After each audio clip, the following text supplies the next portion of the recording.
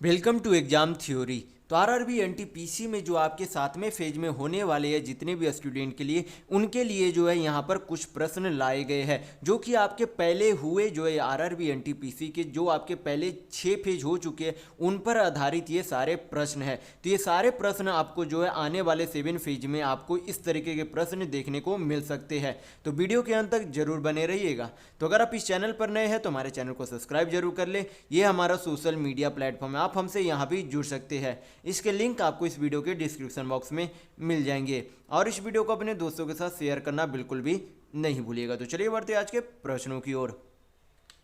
तो देखेंगे question number 1। यहाँ पर क्वेश्चन में दिया गया है कि यदि 2 साइन ब्रैकेट में 3x माइनस 3 बराबर tan 240 डिग्री है तो x का मान बताइए कि क्या होगा। तो यहाँ पर जो है सबसे पहले क्या करेंगे, tan 240 का क्या करेंगे, मान निकालेंगे। तो tan 240 का मान कैसे निकालेंगे, यहाँ पर जो है tan 180 प्लस 60 डिग्री यहाँ पर इसे लिख सकते हैं हम लोग। तो यहाँ पर जो है tan 180 प्लस 60 यानी कि tan 180 प्लस 60 को क्या लिख सकते हैं, tan 60 डिग्री। क्या लिख सकते हैं, tan 60 डिग्री। और tan 60 डिग्री का मान कितने का होता है, tan 60 का मान होता है √3। कितना होता है, √3 होता है। यानी कि 2 साइन आपका 2 साइन 3x माइनस 3 बराबर आपका वैल्यू कितना हो जाएगा, √3। कितना हो जाएगा, √3। तो अब यहाँ पर क्या करेंगे, 2 को यहाँ पर पुट करेंगे, जैसे कि यहाँ पर साइन 3x माइनस 3 बराबर आपका क्या हो जाएगा, √3। ये जो आपका 2 था पहले यहाँ पर आपका चला आएगा, यानी कि साइन √3/2 जो है साइन में किसका मान होता है, तो 60 डिग्री का मान होता है। तो यहाँ पर हम लोग लिख सकते हैं कि 3x माइनस 3 बराबर आपका कितना हो जाएगा, √3/2 किसका मान होता है, साइन 60 का मान होता है। यानी कि यहाँ पर क्या लिख सकते हैं, 60 डिग्री लिख सकते हैं, क्योंकि साइन साइन बेस समान है तो हट जाएगा। तो यहाँ पर आपका वैल्यू क्या हो जाएगा, 3x माइनस 3 बराबर 60 डिग्री। फिर क्या करेंगे, 3x 3 उधर जाएगा तो आपका कितना हो जाएगा, 63। यक्स बराबर यानी कि 3 से 63 को काटेंगे तो कितना बार में चला जाएगा, 21 बार में। यानी कि यक्स का वैल्यू आपका कितना आ जाएगा, 21 डिग्री। तो यक्स का मान कितना होगा, 21 डिग्री होगा। तो नेक्स्ट क्वेश्चन तो देखेंगे क्वेश्चन नंबर 2। यहाँ पर क्वेश्चन में दिया गया है कि 20,000 रुपये की निवेश के साथ एक व्यवसाय प्रारंभ करता है। 1 वर्ष के बाद 25,000 रुपये निवेश के साथ बी व्यवसाय में शामिल होता है।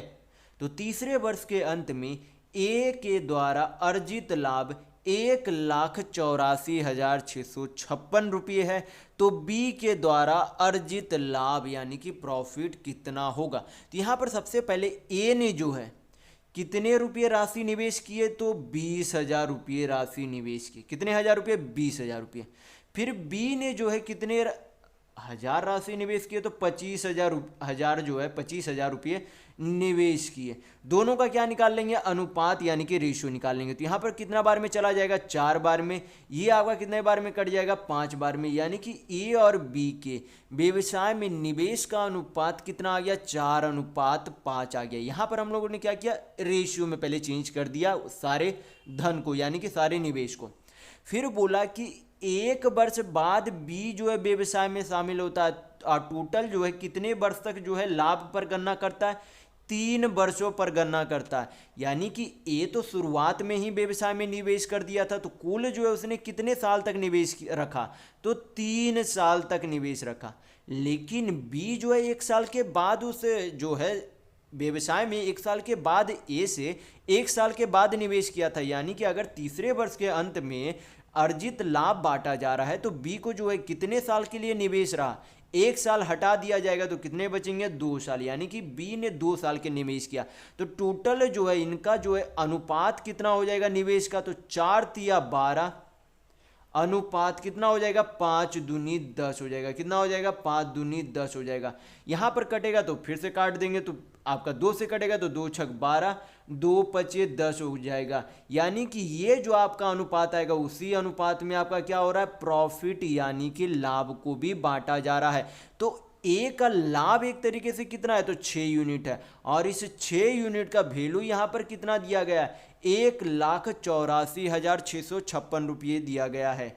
6 यूनिट का वैल्यू कितना है, 1,84,656 है। तो यहाँ पर कितना गुना हो गया वो हम लोग क्या करेंगे, चेक कर लेंगे। तो 6 से भागा करेंगे तो 6 तिया 18, फिर 0, 6 सत्ते 42, तो कितना बचा आपका 4, 6 सत्ते 42, 6 छक 36 हो गया।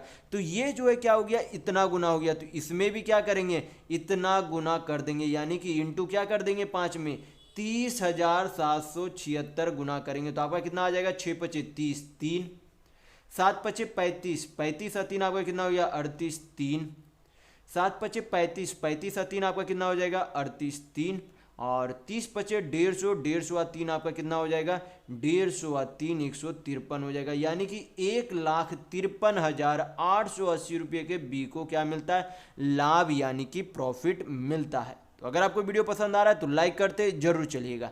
तो नेक्स्ट क्वेश्चन देखेंगे। तो देखेंगे क्वेश्चन नंबर 3। यहाँ पर क्वेश्चन में दिया गया है कि एक ट्रेन की लंबाई 600 मीटर है और यह 1200 मीटर लंबाई के लंबे प्लेटफॉर्म को कुछ समय में पार करती है। यदि ट्रेन की गति 180 किलोमीटर प्रति घंटा है तो प्लेटफॉर्म को पार करने के लिए कितना समय लगेगा, ये आपसे पूछा जा रहा है। यानी कि हमें क्या निकालना है, टाइम यानी कि समय निकालना है। तो समय बराबर क्या होता है, दूरी बटा चाल। समय बराबर क्या होता है, दूरी बटा चाल, यानी कि टाइम बराबर डिस्टेंस बाई स्पीड होता है। तो डिस्टेंस जो है टोटल उस ट्रेन को कितना कवर करना होगा उस प्लेटफॉर्म को पार करने के लिए, तो ट्रेन की खुद की लंबाई प्लस उस प्लेटफॉर्म की लंबाई को पार करना होगा। तो कुल दूरी कितना हो जाएगा 1200 प्लस 600, यानी कि कुल दूरी कितनी हो जाएगी 1800 मीटर। तो समय बराबर दूरी बटा चाल होता है। तो दूरी हो गया 1800 मीटर, चाल कितना दिया गया 180 किलोमीटर प्रति घंटा है। क्या है 180 किलोमीटर प्रति घंटा है, लेकिन दूरी किस में है, मीटर में है। तो हमें चाल को किस में चेंज करना होगा, मीटर पर सेकंड में चेंज करना होगा। तो 180 किलोमीटर को मीटर पर सेकंड में चेंज करने के लिए किससे गुना करेंगे, 5/18 से गुना करेंगे। सिंप्लीफाई करेंगे आपका आंसर आ जाएगा। तो 18 से 180 काटेंगे तो 10 बार में चला जाएगा, 1 0 1 0 चला गया। 5 से काटेंगे तो कितना बार में चला जाएगा, 36 बार में चला जाएगा। यानी कि उस प्लेटफॉर्म को पार करने के लिए कितना समय लगेगा, तो 36 सेकेंड का समय लगेगा। तो नेक्स्ट क्वेश्चन तो देखेंगे क्वेश्चन नंबर 4। यहां पर क्वेश्चन में दिया गया है कि पिता और पुत्र की वर्तमान आयु का योग 56 वर्ष है और 10 वर्ष पहले उनकी आयु का अनुपात 5:1 था। तो पिता की वर्तमान आयु ज्ञात कीजिए, ये आपसे पूछा जा रहा है यहाँ पर। तो यहाँ पर जो है सबसे पहले दिया गया कि पिता और पुत्री की वर्तमान आयु का योग कितना है, 56 है। तो 10 वर्ष पहले उनकी आयु का योग क्या रहा होगा। तो यहाँ पर जो है 10 वर्ष जो है पुत्री का भी घटा, 10 वर्ष पिता का भी घटेगा। तो कुल उम्र में से टोटल कितना उम्र घट जाएगा, 10 वर्ष, यानी कि 10 वर्ष उम्र पुत्री का घटेगा, 10 वर्ष पिता का घटेगा। यानी कि कुल जो है 56 में 20 साल घटेगा। तो 56 में से 20 जाएगा तो कितना बचेगा आपका, 36 बचेगा। यानी कि 10 साल पहले पिता और पुत्री का आयु का योग कितना था, 36 साल था, जो कि उसे जो है इस यूनिट में यानी कि 5:1 के यूनिट में बांटा गया। तो टोटल कितने यूनिट है, 6 यूनिट, और इस 6 यूनिट का वैल्यू कितना है, 36 साल है। तो 1 यूनिट का वैल्यू कितना हो जाएगा, 6 से 36 को काटेंगे तो 6 बार में चला जाएगा। यानी कि 1 यूनिट का वैल्यू कितना गया, 6 साल।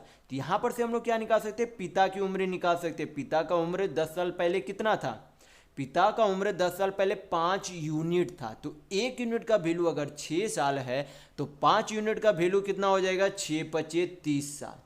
लेकिन ये जो है पिता की वर्तमान आयु पूछी जा रही है, लेकिन यह पिता का वर्तमान आयु नहीं है, ये पिता का 10 वर्ष पहले की आयु है। तो पिता की वर्तमान आयु निकालने के लिए क्या करेंगे, ये जो है 10 वर्ष पहले की आयु है, तो इसमें क्या करेंगे 10 वर्ष अगर जोड़ देंगे तो क्या निकल जाएगा, पिता की वर्तमान आयु आ जाएगी। तो कितनी हो जाएगी पिता की वर्तमान आयु, 30 10 40 वर्ष।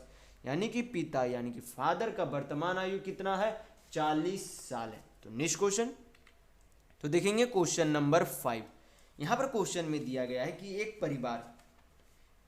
परिवार में पिता और माँ की औसत आयु 37 वर्ष है। पिता, माँ और उनकी इकलौती पुत्री का औसत आयु 29 वर्ष है। तो पुत्री की आयु ज्ञात कीजिए, आपसे पूछा जा रहा है। तो फादर और मदर का जो है एवरेज एज जो है कितना है, 37 वर्ष है। लेकिन जब उसमें पुत्री को भी शामिल कर लिया जाता है तो औसत आयु 29 हो जाती है। तो हम लोग क्या निकालेंगे, सबसे पहले पिता और माँ का जो है आयु का योग निकालेंगे। तो अगर औसत 37 है, कितने लोग हैं, एक पिता एक माँ, यानी कि कुल 2 लोग हैं। तो अगर 37 में 2 से गुना करेंगे तो क्या निकल जाएगा, पिता और माँ की आयु का योग निकल जाएगा। तो 37 दूनी कितना हो जाएगा, 74। फिर इधर क्या दिया गया, पिता और माँ और उनकी बेटी का आयु का औसत दिया गया है, कितना 29 है। लोग कितने हैं, पिता माँ और इकलौती पुत्री, यानी कि कुल 3 लोग हैं। तो 29 इंटू 3 करेंगे तो कितना हो जाएगा, 87, यानी कि तीनों के आयु का योग 87, लेकिन 2 के आयु का योग 74 है। तो 87 माइनस 74 करेंगे तो क्या निकल जाएगा, उस पुत्री का आयु का योग निकल जाएगा, यानी कि डॉटर का आयु निकलेगा। तो कितना हो जाएगा डॉटर का आयु, 7 6 13 साल होगा। कितना होगा, 13 ईयर होगा। तो नेक्स्ट क्वेश्चन तो देखेंगे क्वेश्चन नंबर 6। यहाँ पर क्वेश्चन में दिया गया है कि 2 संख्याओं का मासापा यानी कि एचसीएफ 4 है, इन दोनों संख्याओं का योग यानी कि सम 36 है। तो ज्ञात कीजिए कि ऐसी संख्याओं के कितने युग्म संभव है। तो सबसे पहले आपको पता होना चाहिए कि एचसीएफ उसे जो है किससे डिनोट करते हैं, एच से डिनोट करते। तो एच का मान कितना दिया गया है, 4, और दोनों संख्याओं का योग कितना है, 36 है। यानी कि आपको पता होना चाहिए कि जब जो 2 संख्याओं का एचसीएफ यानी कि उसका महत्तम समावर्तक निकाल दिया जाए तो दोनों संख्याओं का क्या बन रह जाता है, जो शेष बचते हैं वो दोनों संख्याओं का आपस में को प्राइम बच जाता है। यानी कि एक संख्या क्या होती है, एच यक्स होती है और दूसरी संख्या क्या होती है, एच वाई होती है। तो एक संख्या एच एक्स, दूसरी संख्या एच वाई, दोनों संख्याओं का योग कितना दिया गया है, 36 दिया गया है। कितना दिया गया है, 36। इन दोनों में से क्या करेंगे, एच कॉमन ले लेंगे तो कितना बचेगा, एक्स प्लस वाई बराबर 36। एच का वैल्यू कितना है, 4 है। तो एच का वैल्यू अगर 4 पुट करेंगे तो 4 से 36 को काटेंगे तो कितना बार में चला जाएगा, 9 बार में। यानी कि एक्स प्लस वाई का वैल्यू कितना आ गया, 9। अब 9 को हम लोगों को क्या करना है, तोड़ना है। कैसे तोड़ना है, उसे जो है ऐसे तोड़ेंगे कि जोड़ने पर 9 आ जाए, लेकिन वो जब तोड़ा जाएगा तो आपस में वो दोनों अंक क्या होने चाहिए, को प्राइम नंबर होने चाहिए। को प्राइम नंबर उसे कहते हैं जिनका कोई भी फैक्टर, उन दोनों संख्याओं का कोई भी फैक्टर आपस में समान नहीं हो। जैसे कि अगर 9 को हम लोग क्या तोड़ सकते, 1 और 8 में तोड़ सकते क्योंकि 8 1 9 होता है। 2 और 5 में तोड़ सकते हैं, 3 और 6 में तोड़ सकते हैं, 4 और 5 में तोड़ सकते हैं। फिर आगे नहीं तोड़ सकते क्योंकि वापस वही संख्या रिपीट हो जाएगी, तो रिपीट नहीं करना हमें है। तो यहाँ पर जो है क्या टूट गया, 1 8 8 1 9 होता है। दोनों संख्या आपस में क्या है, को प्राइम भी है क्योंकि दोनों का फैक्टर कोई भी फैक्टर समान नहीं है। एक क्या होता है, यूनिवर्सल फैक्टर होता है, तो एक को यहाँ पर काउंटिंग नहीं किया जाता है। यहाँ पर 2 5 भी क्या है, आपस में को प्राइम है। लेकिन जब 3 और 6 देखेंगे तो 3 और 6 में फैक्टर क्या दिख रहा है, दोनों संख्याओं का गुणज 3 बन रहा है। यानी कि दोनों संख्याओं का एक फैक्टर क्या बन रहा है, 3 बन रहा है।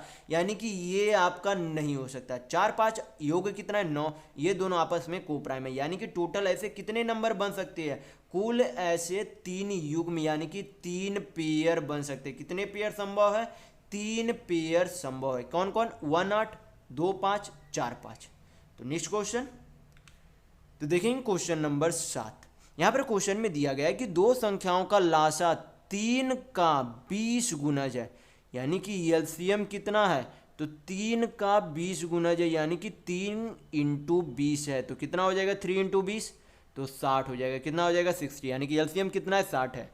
फिर बोला गया कि इन 2 संख्याओं का मासा यानी कि एचसीएफ 6 है। यदि एक संख्या 30 है तो दूसरी संख्या क्या होगी। तो इस तरीके के प्रश्न को बनाने के लिए आपको एक फार्मूला पता होना चाहिए। फार्मूला क्या होता है, एचसीएफ इंटू एलसीएम बराबर क्या होता है, बराबर होता है दोनों संख्याओं के गुणज के बराबर होता है। तो ये फार्मूला आप हमेशा ध्यान रखिएगा। तो एचसीएफ यानी कि मासापा कितना दिया गया, 6। एलसीएम यानी कि आपका लासापा जो है कितना दिया गया है, 60। तो 60 लिखेंगे। पहली संख्या कितनी है, 30। दूसरी संख्या का वैल्यू हमें चाहिए तो कैलकुलेट करेंगे, आपका आंसर आ जाएगा। 30 से 60 को काटेंगे तो 2 बार में चला जाएगा। तो सेकेंड नंबर का वैल्यू कितना आ जाएगा, 6 दूनी 12 आ जाएगा। कितना आ जाएगा, 12 आंसर आएगा दूसरी संख्या का। तो नेक्स्ट क्वेश्चन तो देखेंगे क्वेश्चन नंबर 8। यहाँ पर क्वेश्चन में कहा गया है कि -1/8 बटा -1/4, तो क्या है -1/8 बटा -1/4, तो ऊपर माइनस नीचे माइनस दोनों क्या हो जाएंगे, कट जाएंगे। प्लस है माइनस क्या है 1/2 पे पावर 5 और नीचे क्या है -1/2 पे पावर 4 है। अब हल करेंगे आगे इसका, तो 1/8, 4 कहाँ चला जाएगा, ऊपर चला जाएगा, यानी कि इसे क्या लिख सकते हैं 4/8 प्लस बेस क्या है, दोनों जगह सेम है, यानी कि दोनों का बेस क्या है -1/2 है, लेकिन पावर अलग अलग है, तो पावर को ऊपर भेजेंगे तो ये जो 4 पावर है यहाँ पर क्या हो जाएगा -4 हो जाएगा, यानी कि ये क्या बचेगा -1/2 पे पावर 5 में से 4 जाएगा तो कितना बचेगा 1, यानी कि 1 बचेगा। आगे हल करेंगे, 4 से 8 को काट देंगे तो कितना बार में जाएगा, 2 बार में, तो इसे कितना लिख सकते 1/2 और -1/2 का पावर 1 करेंगे तो क्या बचेगा -1/2 ही बचेगा, यानी कि प्लस माइनस कितना हो जाएगा, माइनस हो जाएगा, माइनस क्या हो जाएगा हाफ, तो +1/2 -1/2 क्या हो जाएगा, कट जाएगा, यानी कि क्या बचेगा 0, यानी कि 0 बचेगा। तो नेक्स्ट क्वेश्चन, तो देखेंगे क्वेश्चन नंबर 9। यहाँ पर क्वेश्चन में दिया गया है कि यदि √15 बराबर 3.87 है तो √3/√5 का मान कितना होगा, ये आपसे पूछा जा रहा है। तो क्या करेंगे, यहाँ पर पूछा गया है कि √3/√5 का मान क्या होगा, तो हमें जो है किसी भी तरीके से √15 बनाना है। √15 कैसे बनाएंगे, √15 अगर हम ऊपर नीचे, या फिर बोल सकते हैं कि √15 बनाने की जरूरत नहीं है, रैशनलाइज, डायरेक्ट बोलेंगे कि रैशनलाइज कर लेते, तो रैशनलाइज करेंगे तो ऊपर भी √5 नीचे भी क्या हो जाएगा √5 इंटू हो जाएगा, क्या हो जाएगा इंटू हो जाएगा। तो आप क्या करेंगे, यहाँ पर आपका हो जाएगा ऊपर में 5 तिया 15, नीचे आपका क्या हो जाएगा √5 क्या बन जाएगा 5 बन जाएगा। तो अब क्या करेंगे, √15 का वैल्यू कितना दिया गया 3.87 दिया गया, बटा नीचे कितना है 5, हल करेंगे तो आपका कितना हो जाएगा 0.5×7=35, 3 5×7=35, 2 5 चौक 20 आएगा, यानी कि कितना आएगा 0.774, √3/√5 का वैल्यू कितना आएगा 0.774 आएगा। तो नेक्स्ट क्वेश्चन, तो देखेंगे क्वेश्चन नंबर 10। यहाँ पर क्वेश्चन में दिया गया है कि शैलेंद्र, अमित और सूरज एक काम को 6 दिन 12 दिन और 15 दिनों में जो है पूरा कर सकते हैं। यदि वे एक साथ काम कर रहे हैं तो उनके द्वारा काम पूरा करने के लिए समय ज्ञात कीजिए, यानी कि तीनों मिलकर काम करेंगे तो कितना समय लगेगा, ये आपसे पूछा जा रहा है। तो यहाँ पर सबसे पहले जो है शैलेंद्र अकेले कितने दिनों में काम कर सकता है 6 दिनों में, अमित जो है अकेले कितने दिनों में काम कर सकता है 12 दिन में, और सूरज जो है अकेले कितने दिनों में काम कर सकता है 15 दिनों में। तो यहाँ पर क्या करेंगे 6 का 15 का और 12 का एलसीएम यानी कि लघुत्तम लेंगे, तो एलसीएम कितना हो जाएगा 6 12 और 15 का 60 होगा। 60 को क्या करेंगे 6 से डिवाइड करेंगे तो 10, 60 को 12 से डिवाइड करेंगे तो 5, 6 को 15 से डिवाइड करेंगे तो कितना होगा 4 होगा। यानी कि यहाँ पर से पता चलता है कि शैलेंद्र 1 घंटे में 10 काम करता है, सॉरी 1 दिन में, 1 घंटे में नहीं 1 दिन में 10 यूनिट काम करता है। यानी कि अमित जो है 1 दिन में 5 यूनिट काम करता है और सूरज 1 दिन में जो है 4 यूनिट काम करता है। टोटल करना कितना काम है, ये जो आपका एलसीएम आता है वही आपका टोटल वर्क यानी कि कुल कार्य होता है। तो यानी कि करना तीनों मिलकर के कितना काम है 60 काम करना है, और तीनों मिलकर जो है कितने की कार्य क्षमता यानी कि 1 दिन में कितने काम करेंगे, तो शैलेंद्र जो है 10 काम करेगा, अमित 5 काम करेगा, सूरज जो है 4 काम करेगा, यानी कि तीनों मिलकर 10 5 15 4 19 काम करेंगे। टोटल काम करना 60 है, 1 दिन में कितना करते हैं 19 काम, यानी कि 60/19 करेंगे तो ये आपका क्या आ जाएगा समय आ जाएगा कि तीनों मिलकर कितने दिनों में काम को पूरा करेंगे। तो इसका आंसर क्या होगा 60/19 डेज होगा। तो इस वीडियो में बस इतना ही। अगर आपको वीडियो पसंद आया तो लाइक कीजिएगा, नए हैं तो चैनल को सब्सक्राइब जरूर कर लीजिएगा, और इस वीडियो को अपने दोस्तों के साथ शेयर करना बिल्कुल भी नहीं भूलिएगा ताकि उन्हें भी इस वीडियो से लाभ मिल सके। तो शेयर जरूर कीजिएगा। ये हमारा सोशल मीडिया प्लेटफॉर्म है, आप हमसे यहाँ भी जुड़ सकते हैं। इसके लिंक आपको इस वीडियो के डिस्क्रिप्शन बॉक्स में मिल जाएंगे। तो इस वीडियो में बस इतना ही, मिलते हैं अगले वीडियो में, तब तक के लिए धन्यवाद।